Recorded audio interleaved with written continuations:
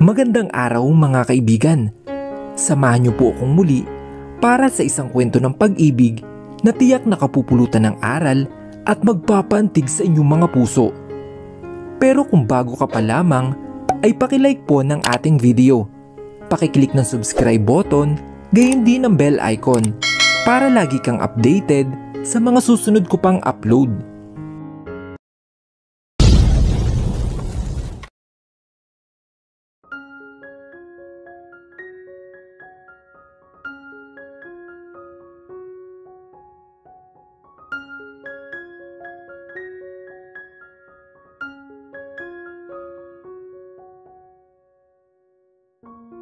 Wow! What a nice design! Thank you very much, Stella. I'll send you the payment later. Saad ni Mrs. Molina habang pinagmamasdan ang napakagandang mermaid dress na susutin niya para sa ball nila mamaya. Makalipas ang 3 taon ay isa na akong ganap na designer dito sa Paris. No problem, ma'am. Thanks for trusting me. Tugon ko naman at saka na ako nagpaalam sa kanya bago ako lumabas ng mansyon. Pinagbuksan naman ako ng driver ko ng pintuan ng kotse. Saan po tayo ngayon, ma'am? Tanong ng driver na makapasok siya sa sasakyan. Daan muna po tayo sa cafe. Bibili lang po ako ng cake para kay mama. Tugon ko naman at pinandar na niyang kotse. Nakadungaw lamang ako sa bintana habang pinagmamasdan ang mga puno nagsasayawan sa tabing kalsada. Malapit na naman ang fall season. Napakasarap na magliwaliw sa park.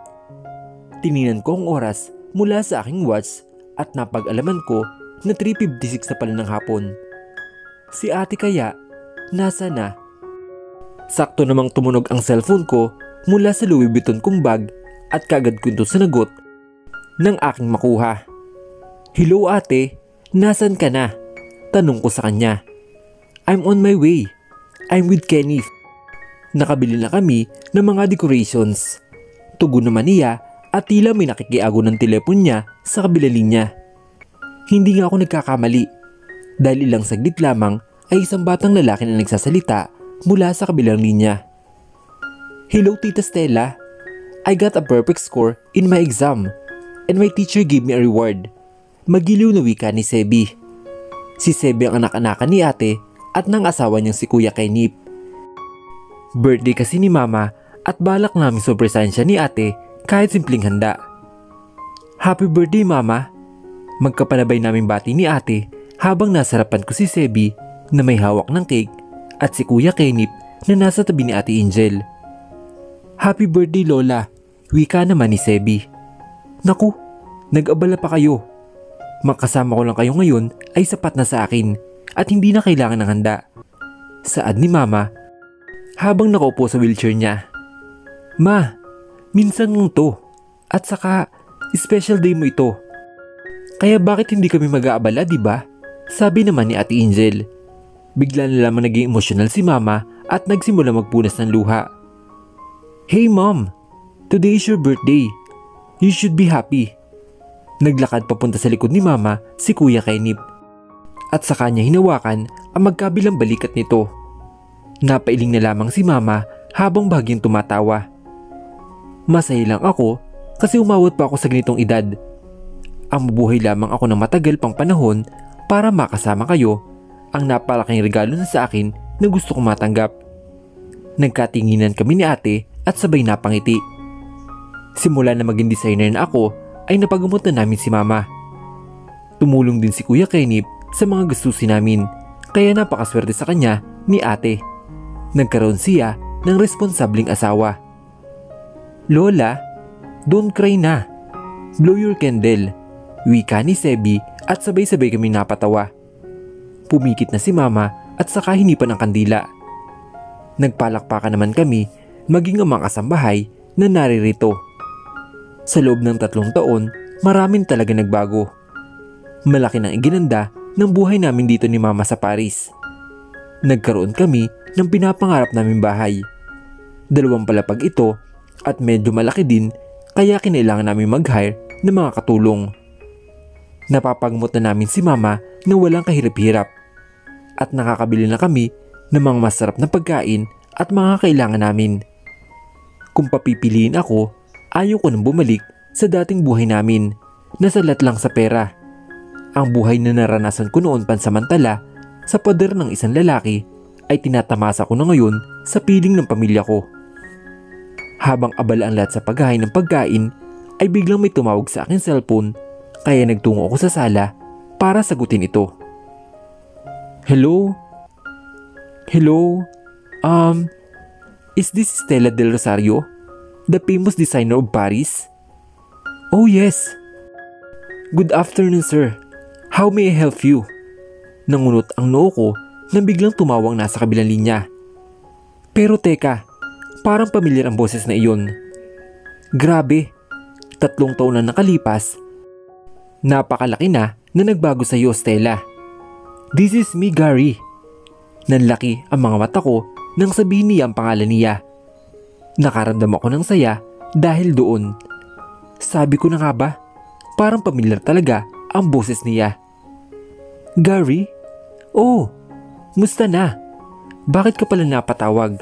At paano mo nalaman ang number ko? Tumayo ako mula sa kinaupon kong sopa at naglakad-lakad. I'm great. Nalaman ko ang number mo sa kakilala ko. Sabi niya, isa ka na daw professional designer. Kaya hindi na ako nagdalawang isip na tawagan ka. Just wow. Ibang-iba ka na Stella. Hay nako, alam mo Gary, pamumuhay ko lang ng iba. Pero hindi ako. Pero, maiba tayo. Bakit ka nga ba ulit napatawag? Well, magkakaroon kasi ng Star Magic Ball next week. At ako ang gusto mong gumawa na susutin mo? Pinangunahan ko na siya sa dapat sasabihin niya. Kinda like that. But no. May isusut na kasi ako. Pero yung kaibigan ko, kailangan ng professional designer at ito nga, naisip kita. Naku, yun lang pala. Sige, tawagan kita ulit kapag nakarating na ako dyan sa Pilipinas at namimiss ko na kayo. We miss you too Stella. Can't wait to see you again. Nakahanda na ang mga bagahe ko ngayon dito sa lobby. Nakasuot na din ako ng simpleng butterfly sleeve blouse ng kulay dark pink, puting pantalon at saka 1 inch na sandals. Ate, ikaw na muna bahala kay mama. Medyo matatagalan din siguro ako sa Pilipinas bago ako makabalik dito. Wika ko kay ate habang hawak ang kanyang kamay. Oo naman, mag-iingat ka doon. Kapag may problema ay tawagan mo lang kami. Kung kailangan mo ng tulong, huwag kang magdadalawang isip na magsabi sa amin. Ngumiti siya at saka hinaplos ang pisngi ko. Ibinaling ko naman ang tingin kay mama na nakaupo sa wheelchair. Bahagya akong yumuko para maging magkapantay kami. Ma, inumin niyo po ang mga gamot niyo at huwag kayong pasaway kay ate. Saad ko sa kanya at hinawakan ang braso niya. Oo naman anak, mag-iingat ka doon. Ikumusta mo ako sa mga kapitbahay natin. Natawa naman kami ni ate dahil sa sinabi ni mama. Opo, makakarating. Hinalikan ko siya sa pisngi at sunod kong nilapitan si Sebi na hawak ang laruang robot na binili ko para sa kanya. Matapos kong makapagpaalam sa kanila ay hinawakan ko ng maleta ko. Muli ay inilibot ko ang paningin sa kabuuan ng bahay namin. Ito ang bunga ng lahat ng pagsikap namin ni ate. Sana pagbalik ko ay ganun pa din ito. Kumaway ako sa kanila bago na ako lumabas ng pinto. Bago ako pumasok ng kotse ay lumingon muna ako sa kanila ng ilang beses bago na ako sumakay ng sasakyan. Unti-unti ay tinatangin ako ng lulan kong kotse papalayo sa buhay namin, papalayo sa pamilya ko. Muli ko nang papasukin ang bansang minsan ko nang nilisan, ang bansa kung saan ako nangarap at nagsimula maging tao. Sana sa pagbalik ko ay nandoon pa din ang mga taong minsan ko nang iniwan nang walang paalam. Sana wala nagbago. Paglapag pa lang ng eroplano sa airport ay may kakaibang tuwa na akong nararamdaman. Nang makarating ako sa harap ng airport ay hinugot ko na ang cellphone ko mula sa aking bag para kontakin si Gary. Sabi niya kasi siya na ang susundo sa akin kapag nakalapag na ako. Hello Gary, nandito na ako sa entrance. Nasaan ka na? Tanong ko habang iniikot ang mata sa paligid. Hays, ang laki-laki ko, hindi mo ako makita? Napasingap ako nang marinig ang boses sa kanang bahagi ko.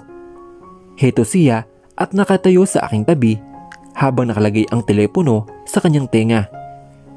Gary! Kaagad ko siyang niyakap. Kinailangan ko pang tumingkayad para lamang maabot ang balikat niya. Tumangkad siya at medyo lumaki din ang katawan pero ganun pa din ang itsura niya. Kumalas ako sa yakap at saka nakangiting humarap sa kanya. Long time no see. I'm glad that you're here again. Saad niya sa akin. Yeah, namiss ko ang Pilipinas.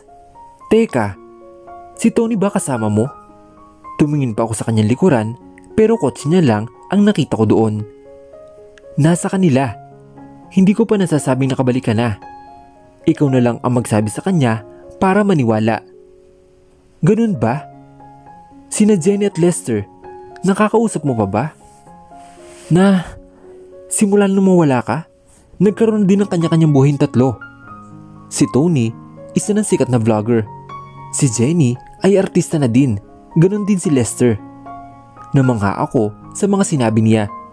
Sa loob ng 3 taon, marami na din nagbago sa buhay ng mga kaibigan ko. Parang nagigilty ako na hindi man lang ako nakapagpaalam sa kanila ng maayos. Napagpasyahan na naming umalis at sa buong biyahe ay marami pa kami napagkwentuhan hanggang sa unti-unti na nagdilim ang paligid.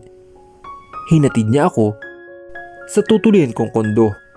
Ako naman ang nagbayad nito at tinulungan lang ako ni Gary na maghanap.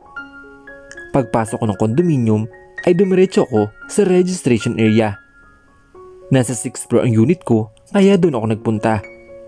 Na makarating ako sa ika-6 na palapag ay akmang bubuksan ko ng pintuan nang biglang may tumawag sa akin mula sa kalapit na pinto. Ma'am Stella? Paglingon ko doon ay nanlaki ang mga mata ko nang mapagtantong si Kay pala yun. Nakasuot siya ng uniform na pula at may tulak-tulak siyang rolling table. Kay! Nilapitan ko siya at kaagad na niyakap. Wow ma'am! Ang laki na po ng pinagbago nyo. Saad niya habang pinapasadahan ng tingin ang kabuuan ko. Naku, ikaw din. Lalo kang gumanda. At saka, huwag mo na akong tawagin ma'am. Hindi mo na ko amo. Biro ko naman sa kanya. Dito po kayo tumutuloy ngayon? Oo eh. Sa Paris na ako nagtatrabaho ngayon. Nagkataon lang na may work ako dito. Actually, kagagaling ko lang sa airport. Ganun po ba ma'am? Ako naman po, simula nang pumuntang Amerika sila Sir Anthony, dito na po ako napadpad. Mabuti na lang po, ay tinulungan ako ni Sir Gary na makahanap ng trabaho. Napaiwas ako ng tingin nang mabanggit niya ang pangalan ng lalaking matagal ko nang kinalimutan. Napansin naman yata niya ang biglaang pagbabago ng ekspresyon ko. Sige po Ma'am Stella, mauna na po ako. May trabaho pa po ako. Magpahinga ka na po. Ngiti na lamang ang sinagot ko sa kanya bago na siya naglakad papasok ng elevator. Ako naman ay pumasok na sa unit ko at nagpahinga. Kinabukasan ay nag-text na sa akin si Gary. Magkita daw kami sa isang restaurant. Maaga naman ako nagising kaya maaga din ako nakalabas ng kondo. 8 o'clock kasi ng umaga ang usapan namin. Pagbukas ko pa lamang ng pinto ay mukha na agad ni Kay ang sumalubong sa akin. Hindi pa din talaga siya nagbabago. Napakamasayahan pa ding babae. Good morning Stella. Room service po. Masigla niyang wika sa akin. Tinugunan ko man siya ng ngiti habang sinasarado ko ang pinto. Mamaya na lang siguro Kay. May pupuntahan pa kasi ako eh. Ay, sige po ma'am. Ingat po kayo. Nilampasan niya na ako at pumasok sa isang kwarto sa di kalayuan. Pagbaba ko ay may nag-aabang na sa aking sasakyan. Inabot din ng 15 minutos bago ako nakarating sa restaurant na napag-usapan namin ni Gary. Nagtungo ako sa isang table kung saan ako dinala ng mga paa ko. Siguro naman ay nandito na si Gary maya-maya. Thanks sir, come again. Napalingon ako sa aking likuran na may madinig akong isang pamilyar na boses. Chef Adi? Takhang tanong ko. Hindi ako nagkakamali. Si Adi nga ito.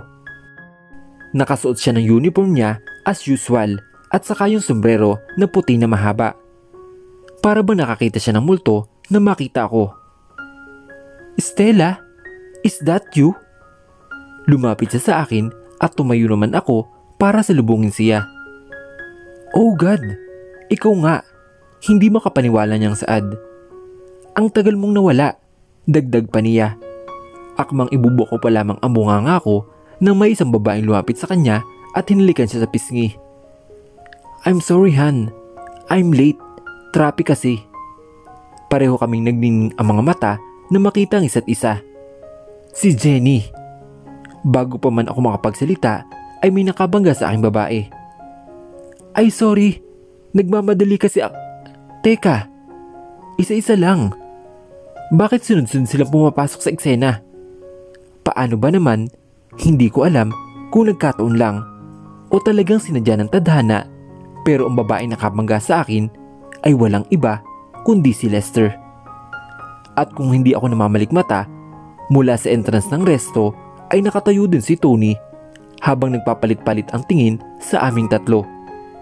Para bang pansamantalang tumigil ang oras, ang tatlong babaeng matagal kong hindi nakasama ay muli ko na naman nakita sa hindi inaasahang pagkakataon.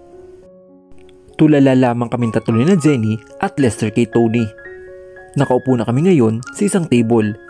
Paano ba naman kami hindi matutulala sa kanya ay nakabistida siya, naka-makeup at naka-sandals. In short, babae na si Tony. Bakit ba kayo ganyan makatingin sa akin? Mahina niyang tanong at pinaglalaroan ang dulo ng kanyang buhok.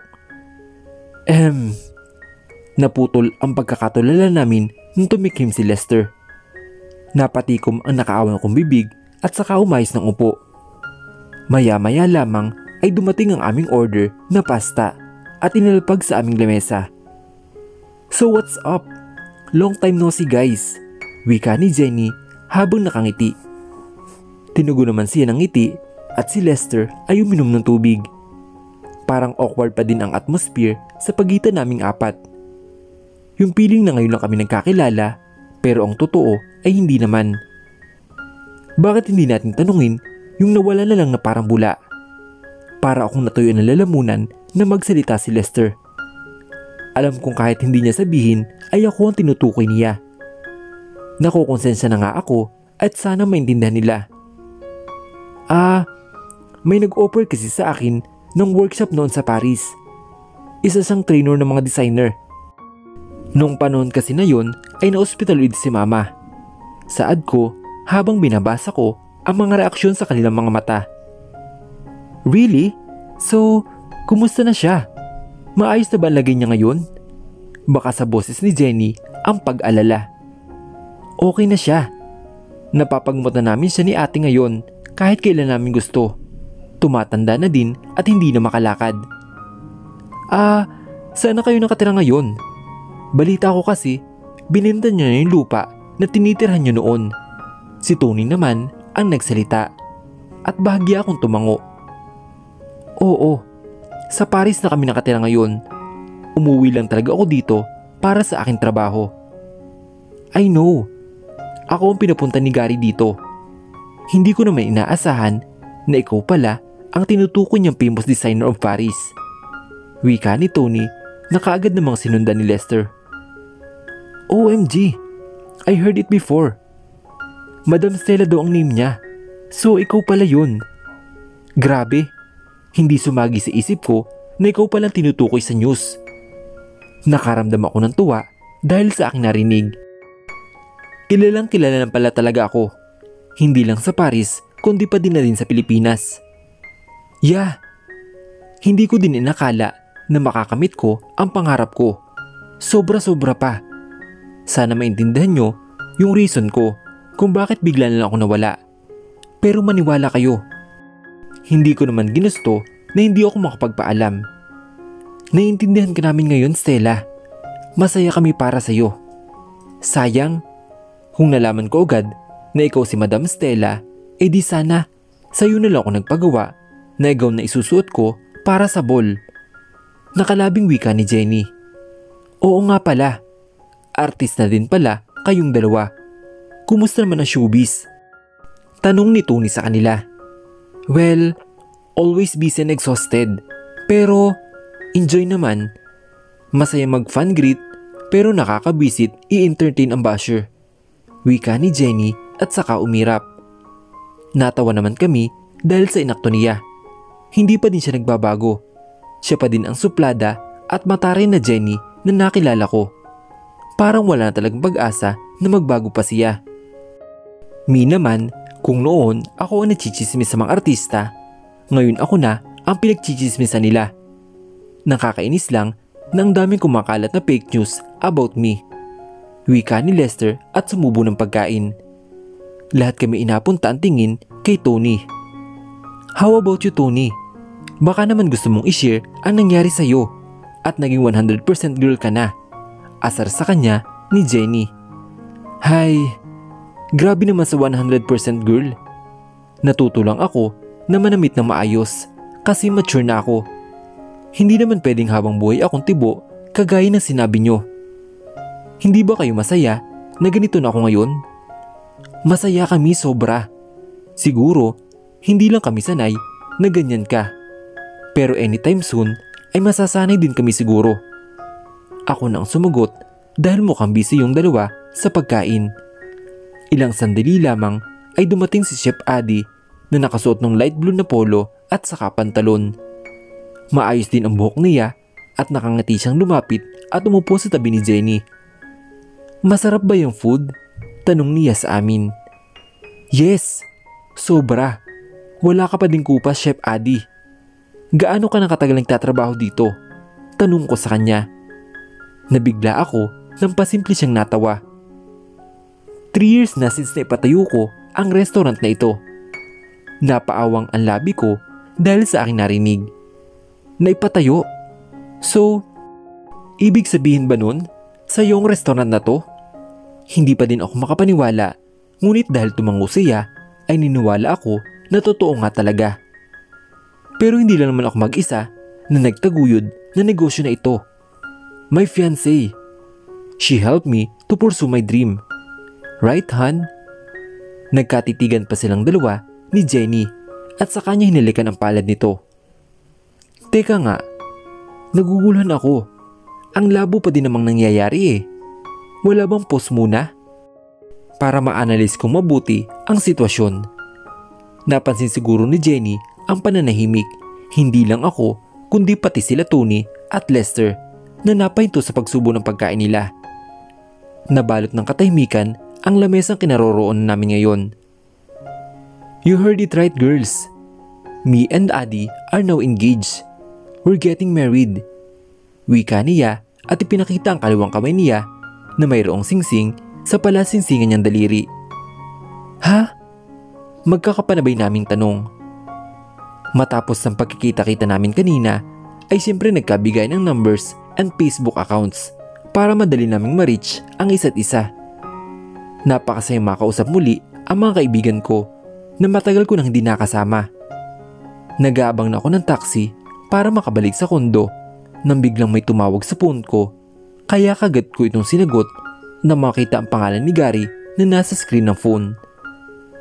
Hello, Stella? Tuloy natin ang meeting. Magkita na lang tayo sa bahay. Sa amin ka na din mag-dinner.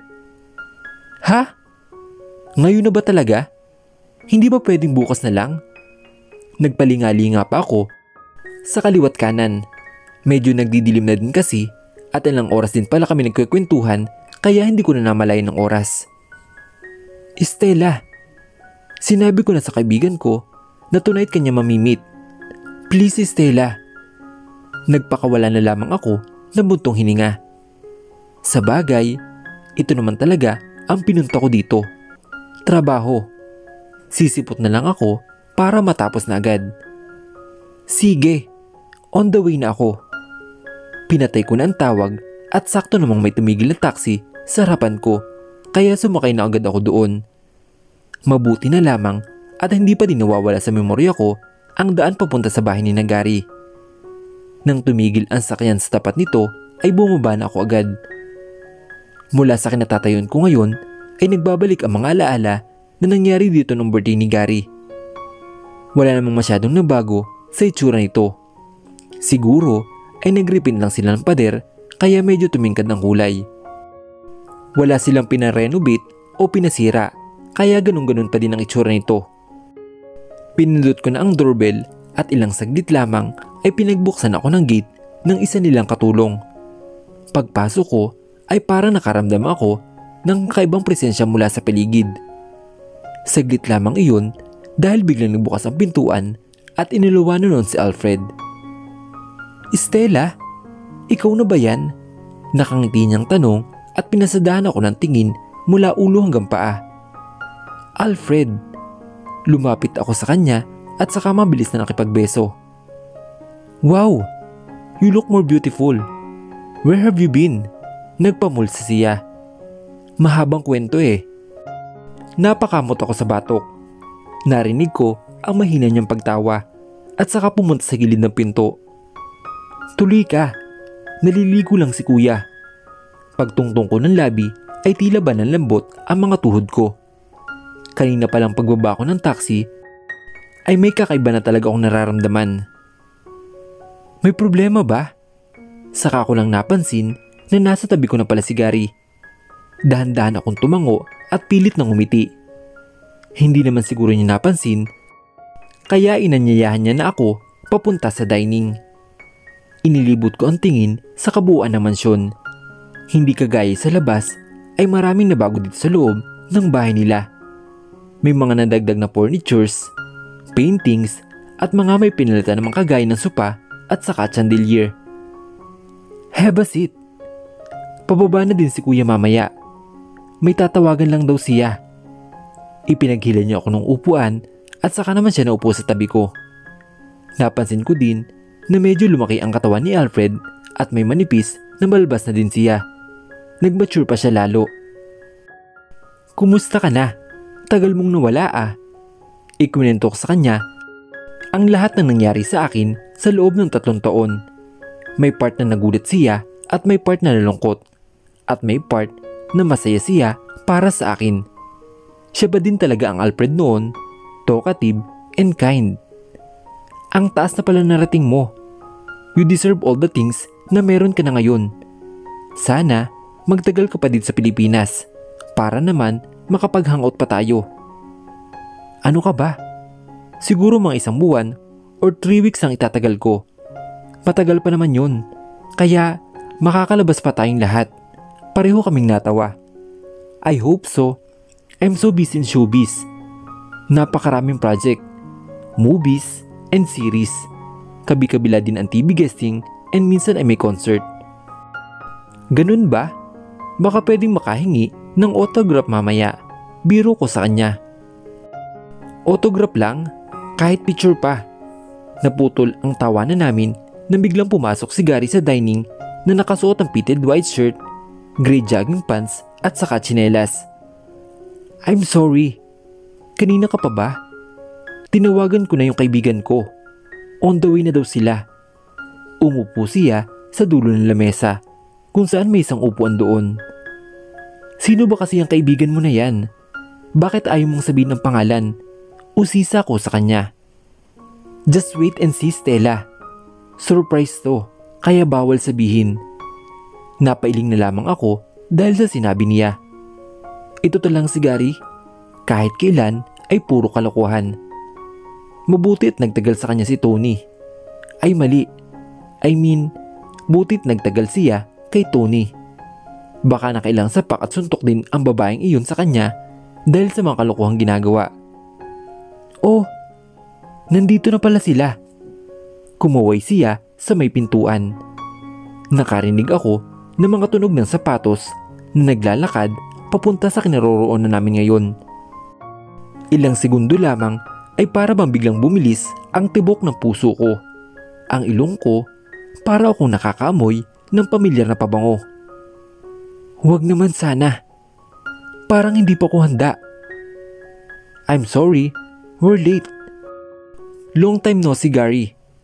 Para akong naistatwa sa kinauupuan ko nang marinig ko ang isang boses ng lalaki na pakiramdam ko ay nakatayo sa aking likuran. Tumayo si Gary at saka nilapitan ng lalaking ito. Wow, Anthony! Great to see you again, bro! Nagmanhag sila habang ako ay nanatiling nakatulala sa kawalan. Siya? Paano? Bakit? Kailan pa siya dumating? Siya ang sinasabing kaibigan ni Gary? So, where's the famous and professional designer of Paris? Wika niya sa amin. Nanlalamig ang buong katawan ko. Nararamdaman ko din ang malamig na pawis ko na tumutulo sa aking liig. Nabalik lamang ako sa ulirat nang hawakan ni Alfred ang kamay ko na nakapatong sa lamesa. Ngumiti siya sa akin at saka sumenyas. Dahan-dahan akong tumayo at humugot muna ng malalim na hininga. Hindi pa ako handang alamin yun. Pero may magagawa pa ba ako? Nandito na talaga siya at hindi na to panaginip o imahinasyon. Totoo na to. Taas na ako siyang hinarap at saka akong ngumiti. Wala akong nakikitang pananabik sa kanyang mga mata. Bagkus ay parang ngayon lang niya ako nakilala. Stella del Rosario, or should I say, Madam Stella? It's my honor to finally meet you in person. My name is Anthony Lagdameo. Nice to meet you. Nakatingin lang ako sa kamay niyang nakalad sa akin. Bakit? Bakit kung makapagsalita siya ay parang ngayon lang kami nagkita? Si Anthony ba talaga to? Kahit na naguguluhan ay tila ba nahihirapan akong huminga at pinapanatili ko pa din na maging kagalang-galang. Tinanggap ko ang kamay niya at nag-shake hands kami. Nice to meet you too, Anthony. Isang malaking karangalan na makilala ka sa personal. Naputol ang pag-uusap namin na may isang babae na humila sa kamay niya. Pinulupot ng babae ang kamay sa braso ni Anthony. I'm Bea. Kilala mo naman siguro kung sino ako. Hindi ko agad siya nakilala dahil nadagdagan lalo ang puti niya. Medyo pumayat din siya at may bangsa din. Pero isang bagay lang ang hindi nagbago sa kanya. Yung ugali niya na madilim pa din sa dark forest. Tumayo si Alfred at saka dumiretso sa tabi ko. Inakbayan niya ako kaya napatingin ako sa kanya. Pero kumindat lang siya. Thank you talaga, Alfred. He saves me. Hey Bea, nice bangs. Wika niya at ngumiti lamang tipid sa kanya si Bea. Hindi naman nakaligtas sa aking mga mata ang biglang pangunot ng noo ni Anthony habang nakatingin sa kamay ni Alfred na nakapatong sa balikat ko. Pero ayoko naman mag-assume. And besides, matagal nang tapos yun noon. Siguro ay nakalimutan niya iyon at ako din naman. May kanya-kanya na kaming buhay parehas. Hindi na kailangang ibalik ang nakaraan dahil ito ng kasalukuyang panahon. Naging maayos naman ang dinner namin. Tahimik lamang ako nakikinig sa kanila habang nag-uusap-usap. Si Bea ang nagpahingi ng hapag pero nakakaumay din naman ang mga kwento niya dahil puro about sa sarili niya iyon. Ngunit ang pinagtataka ko, hindi na aalis ang seryosong tingin sa akin ni Anthony sa buong dinner namin. Ni hindi nga niya ata pinapansin si Bea na nagsasalita. Thanks for coming and welcome back nga pala, Anthony and Bea. Congratulations din. Alam kong late pero hayaan nyo na. Wika ni Gary habang narito kami ngayon sa labas ng gate. Pasado 7:00 na din na matapos kaming kumain. Thanks for inviting us. Namiss ko ang Philippines and also kayo. Tugon naman ni Bea, ngunit nang madako ang tingin niya sa akin ay umirap siya. Hindi ko na lamang iyong pinansin. Ikaw, Stella, may susundo ba sa'yo? Tanong sa akin ni Gary, ngunit umiling lamang ako. Hatid na kita. Magkapanabay na wika nila Anthony at Alfred. Natigilan ako, maging si Gary ay nanlalaki ang kanyang mga mata habang nagpapalit-palit ang tingin sa kaibigan at sa kapatid niya. Nagkatitigan naman silang dalawa at parehong matalim ang tingin sa isa't isa. Teka, ano ba talaga nangyayari? Hindi, magkukommute na lang pala ako. Mabilis kong tugon bago pala lumala ang sitwasyon. Masama na din kasi ang tingin sa akin ni Bea. Baka kung hindi pa ako aalis dito ay magkagulo pa. No, Stella, I insist. Hindi na talaga. Sige, mauna na ako. Mag-aabang na lang ako sa kanto. Pinutol ko na ang sasabihin ni Alfred. Bago pa man siya muling makasagot ay tinalikuran ko sila at dire-diretsong naglakad papalayo sa kanila. Habang naglalakad ay para bang sasabog ang dibdib ko. 3 taon, Stella. 3 taon na, pero bakit parang nasasaktan ka pa din? Siguro nga marami na nagbago. Siguro nga ibabaw na lang namin sa limot ang lahat ng nangyari noon. Kasi kung ipaglalaban ko din ay wala akong mapapala. Pagbalik ko sa kondo ay naabutan ko naghihintay si Kay sa labas ng pito ng unit ko. Nakaupo siya sa hig habang pasipol-sipol, ngunit na makita niya ako ay kaagad siyang tumayo. Stella, nandyan ka na po pala. Linisin ko na po yung unit nyo. Saad niya sa akin. Ngumiti naman ako na makalapit ako sa kanya. Kanina ka pa ba dito? Tanong ko sa kanya. Hindi naman po. Patapos na din po kasi yung duty ko. Kaya naisipan ko po na hintayin ka na lang. Binuksan ko ng pintuan ng unit at saka ako pumasok. Sige, pasok ka. Tulak-tulak niya ang rolling table. Na makapasok siya ay sinarado niya ang pinto. Kumain ka na po ba? Mukhang napagod po kayo sa lakad nyo at nagsimulan siya maglinis. Tapos na. Ikaw ba? Gabi na. Mukhang hindi ka pa kumakain. Hinihintay ko po kasi kayo. Dumiretso ako sa kusina at naghanap ng pwedeng lutuin. Nakakaawa naman ang batang to. Talagang napaka-workaholic. Nagluto ako na nakita kong pasta sa cabinet. Konti lang naman. Carbonara ang naisip ko habang naglilinis si Kay. Nang matapos ay sakto namang tapos na din siya. Inahain ko na ang pagkain sa maliit na lamesa. Kumain ka muna, Kay. Nagluto ako. Anyaya ko sa kanya. Naku, wag na po. Nakakahiya naman. Sige na. Sayang naman tong niluto ko kung hindi ka kakain. Busog na ako.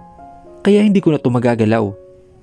Ilang segundo ang lumipas at napakagat siya sa labi at ibinaba ang hawak na panlinis. Sige na nga po. Mapilit kayo eh. Tumawa ako at saka naupo sa harapan niya. Mukhang gutom na gutom si Kay habang pinagmamasan ko siya.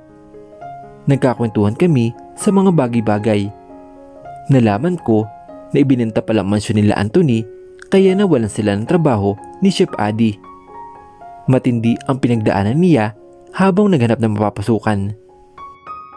Napakasarap niyo pong magluto, wika niya habang nakatayo na sa labas ng pintuan. Naku, nambola ka pa. Sige na, umuwi ka na para makapagpahinga. Kita na lang tayo ulit bukas. Niyakap namin ang isa't isa at saka na siya nagpaalam. Sinarado ko na din ang pinto at dumiretso na ako sa kwarto ko para maligo at magpahinga. Matapos ko magpalit ng damit ay umupo ako sa kama at nagtipas sa cellphone ko. Tatawagan ko si ate. Itinapat ko ang telepono sa aking tenga. At matapos ang 3 ring ay sumugot na siya. Ate, musta na dyan? Pagsisimula ko ng usapan. O Stella, maayos naman kami. Itong si mama, miss ka na. Asus, baka naman pasaway si mama dyan. Nagpapahinga na dapat siya sa oras na to. Oo, tulog na. Ikaw ba? Kumusta naman dyan? Napatingin ako sa kisame habang nagdadalawang isip kung sasabihin ko ba sa kanya. Ate, nagkita kami ni Anthony.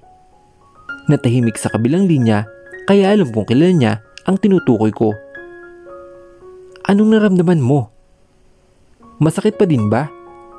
Tumango-tango ako kahit alam ko na hindi niya ako nakikita. Oo ate. Tuloy nang kumawala sa mga mata ko ang luhang kanina ko pang pinipigilan. Napakahina ko talaga. Naputol ang pag-uusap namin na makarinig ako ng katok mula sa pintuan ng unit ko. Hindi ko kasi sinarado ang pinto ng kwarto ko kapag gising pa ako. Dahan-dahan akong napatayo at naglakad palabas ng pinto. Stella, nandyan ka pa ba? Ate, mamaya na lang tayo mag-usap ulit. May sasabihin pa sana siya pero kaagad kong pinatay ang tawag at nilagay ko na ang cellphone ko sa aking bulsa.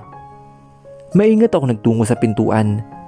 Medyo madilim na din dahil pinatay ko ang ilaw sa sala at saka sa kusina. Tanging ilaw lang ng lampshade mula sa kwarto ko ang liwanag dito. Sumilip ako sa peephole, ngunit laking pagtataka ko nang walang tao doon kaya napagdesisyonan ko na buksan ang pinto. Nagulat ako nang biglang may sumunggab sa akin at isinandal ako sa pader. Si Anthony. Ano? Bago pa man ako makapagsalita ay sinilil niya ako ng halik. Gusto ko siyang itulak pero para bang nadadala ako sa bawat paggalaw ng labi niya. Hindi ako makalaban o makapagprotesta. Hindi ko namalayan na tumutugon na din ako sa kanyang paghalik. Bawat halik niya ay may pananabik at pagnanasa. Parang sinasabi nito na miss niya ang mga labi ko. Pareho naming habol ang hininga nang huminto siya. Tinitigan niya ako sa aking mga mata at saka kumurba ang isang ngiti sa kanyang labi. Namiss ko ang mga halik na to. Namiss ko ang mga yakap mo. Sobra kitang namiss, Stella. Sobra.